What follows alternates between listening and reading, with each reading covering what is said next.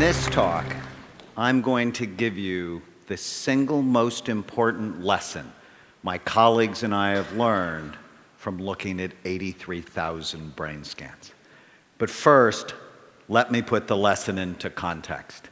I am in the middle of 7 children. Growing up, my father called me a maverick, which to him was not a good thing. In 1972, the Army called my number, and I was trained as an infantry medic, where my love of medicine was born.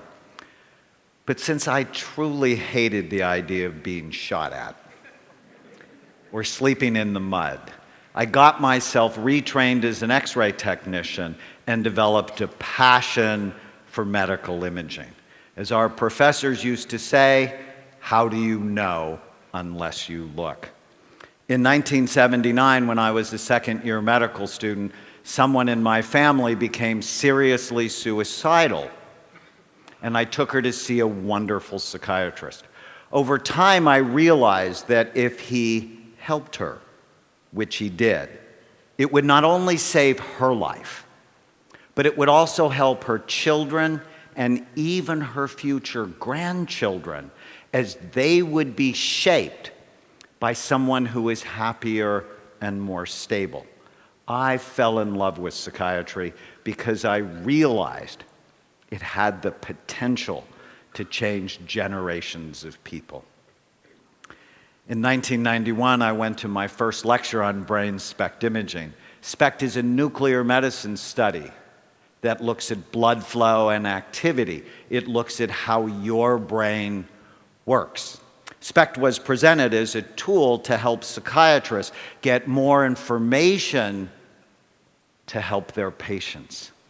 In that one lecture, my 2 professional loves, medical imaging and psychiatry, came together and quite honestly revolutionized my life. Over the next 22 years, my colleagues and I would build the world's largest database of brain scans related to behavior on patients from 93 countries. SPECT basically tells us 3 things about the brain: good activity, too little, or too much. Here is a set of healthy SPECT scans. The image on the left shows the outside surface of the brain, and a healthy scan shows full, even, symmetrical activity. The color is not important, it's the shape that matters. In the image on the right, red equals the areas of high activity, and in a healthy brain, they're typically in the back part of the brain. Here is a healthy scan compared to someone who had 2 strokes. You can see the holes of activity. Here's what Alzheimer's looks like, where the back half of the brain is deteriorating. Did you know that Alzheimer's disease actually starts in the brain 30 to 50 years before you have any symptoms? Here's a scan of traumatic brain injury. Your brain is soft and your skull is really hard. Or drug abuse. The real reason not to use drugs? They damage your brain. Obsessive compulsive disorder, where the front part of the brain typically works too hard so that people cannot turn off their thoughts. And epilepsy, where we frequently see areas of increased activity. In 1992, I went to an all-day conference on brain SPECT imaging. It was amazing and mirrored our own early experience using SPECT in psychiatry. But at that same meeting, researchers started to complain loudly that clinical psychiatrists like me should not be doing scans, that they were only for their research. Being a maverick and having clinical experience, I thought that was a really dumb idea. Without imaging, psychiatrists then and even now make diagnoses like they did in 1840 when Abraham Lincoln was depressed, by talking to people and looking for symptom clusters. Imaging was showing us there was a better way.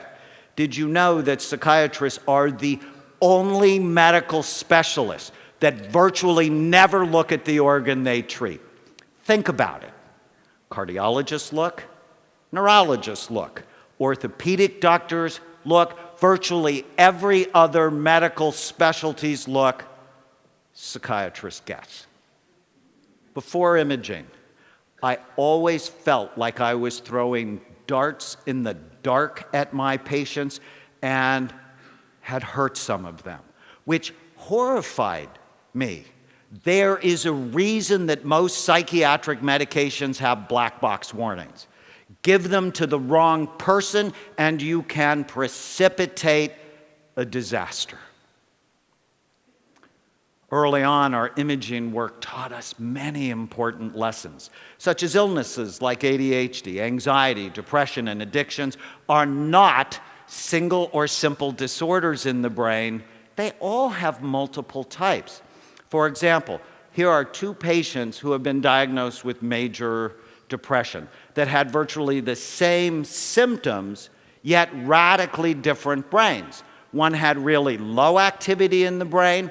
The other one had really high activity. How would you ever know what to do for them unless you actually looked?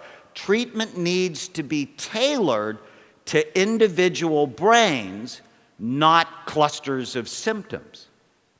Our imaging work also taught us that mild traumatic brain injury was a major cause of psychiatric illness that ruined people's lives, and virtually no one knew about it because they would see psychiatrists for things like temper problems, anxiety, depression, and insomnia, and they would never look, so they would never know. Here's a scan of a 15-year-old boy who fell down a flight of stairs at the age of 3. And even though he was unconscious for only a few minutes, there was nothing mild about the enduring effect that injury had on this boy's life. When I met him at the age of 15, he had just been kicked out of his 3rd residential treatment program for violence. He needed a brain rehabilitation program, not just more medication thrown at him in the dark or behavior therapy, which, if you think about it, is really cruel. To put him on a behavior therapy program when behavior is really an expression of the problem, it's not the problem. Researchers have found that undiagnosed brain injuries are a major cause of homelessness, drug and alcohol abuse, depression, panic attacks, ADHD, and suicide. We are in for a pending disaster with the hundreds of thousands of soldiers coming back from Iraq and Afghanistan, and virtually no one is looking at the function of their brain. As we continued our work with SPECT, the criticism grew louder, but so did the lessons. Judges and defense attorneys sought our help to understand criminal behavior. To date, we have scanned over 500 convicted felons, including 90 murderers. Our work taught us that people who do bad things often have troubled brains. That was not a surprise. But what did surprise us was that many of these brains could be rehabilitated. So here's a radical idea. What if we evaluated and treated troubled brains rather than simply warehousing them in toxic, stressful environments?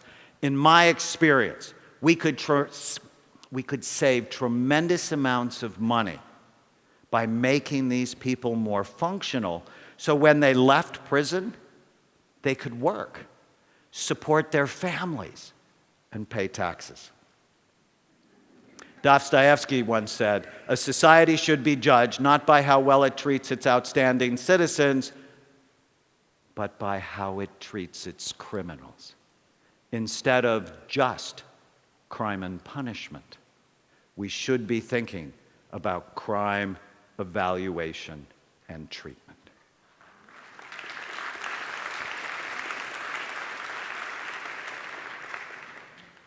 So after 22 years and 83,000 scans, The single most important lesson my colleagues and I have learned is that you can literally change people's brains. And when you do, you change their life. You are not stuck with the brain you have.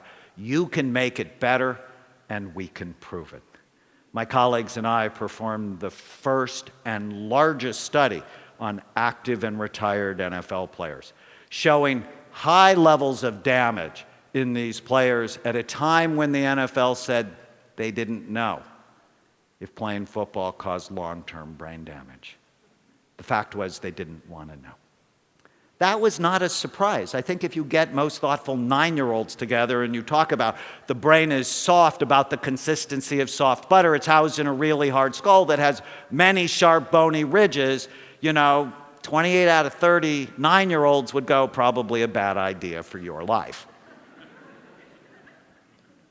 But what really got us excited was the second part of the study, where we put players on a brain smart program and demonstrated that 80% of them could improve in the areas of blood flow, memory, and mood, that you are not stuck with the brain you have. You can make it better on a brain smart program. How exciting is that? I am so excited. Reversing brain damage is a very exciting new frontier, but the implications are really much wider. Here is the scan of a teenage girl who has ADHD, who is cutting herself, failing in school, and fighting with her parents. When we improved her brain, she went from D's and F's to A's and B's and was much more emotionally stable. Here's a scan of Nancy. Nancy had been diagnosed with dementia, and her doctor told her husband that he should find a home for her because within a year she would not know his name. But on an intensive brain rehabilitation program, Nancy's brain was better, as was her memory. And 4 years later, Nancy still knows her husband's name. Or my favorite story to illustrate this point is Andrew, a 9-year-old boy who attacked a little girl on the baseball field for no particular reason, and at the time was drawing pictures of himself hanging from a tree and shooting other children. Andrew was Columbine, Aurora,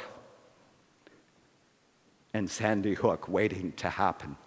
Most psychiatrists would have medicated Andrew as they did Eric Harris and the other mass shooters before they committed their awful crimes. But SPECT imaging taught me that I had to look at his brain and not throw darts in the dark at him to understand what he needed. His SPECT scan showed a cyst the size of a golf ball occupying the space of his left temporal lobe. No amount of medication or therapy would have helped Andrew. When the cyst was removed, his behavior completely went back to normal, and he became the sweet, loving boy he always wanted to be. Now, 18 years later, Andrew, who is my nephew, owns his own home, is employed, and pays taxes. Because someone bothered to look at his brain. He has been a better son and will be a better husband, father, and grandfather. When you have the privilege of changing someone's brain, you not only change his or her life, you have the opportunity to change generations to come. I'm Dr. Daniel Amen. Thank you.